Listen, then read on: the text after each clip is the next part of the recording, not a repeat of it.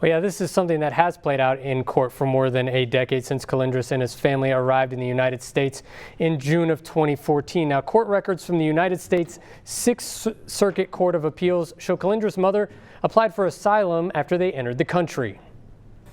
Protests erupted outside the Butler County Jail Sunday night. Outrage grew after 19-year-old Emerson Colindres, a recent Dater High School graduate, was detained by ICE last week. His mother, Ada Baquedano Amador, made a plea through a translator. Just that they let my son go. He's not a criminal. Court records show Baquedano Amador came to the U.S. from Honduras with her children more than a decade ago. She applied for asylum, citing gang activities in Honduras. Looks like they all went to immigration court where the judge found that the family, the mother, did not have a winnable, well-founded fear of persecution, so they denied the asylum claim. Neil Fleischer is a local immigration lawyer. While he didn't represent the family, he walked Local 12 through what played out in court. It's interesting, in this case, the judge did find the mother credible.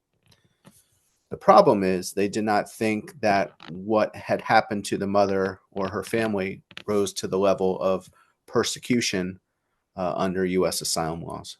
Multiple appeals were filed. They then appealed the case to the Board of Immigration Appeals, who sustained the removal order. And then similarly, the Sixth Circuit, which is, the second highest court in the United States, did also sustain the removal. Fleischer says based on that result, the deportation order was in effect and the government is now executing it. He says a valid asylum claim must include a fear on one of the 5 protected grounds, which are race, religion, nationality, political opinion. That's where we get the term political asylum, as many call it, or importantly, membership in a particular social group. My assumption is they were going for a particular social group and they were unable to articulate a valid PSG in this case, therefore not entitled to protections under U.S. asylum law.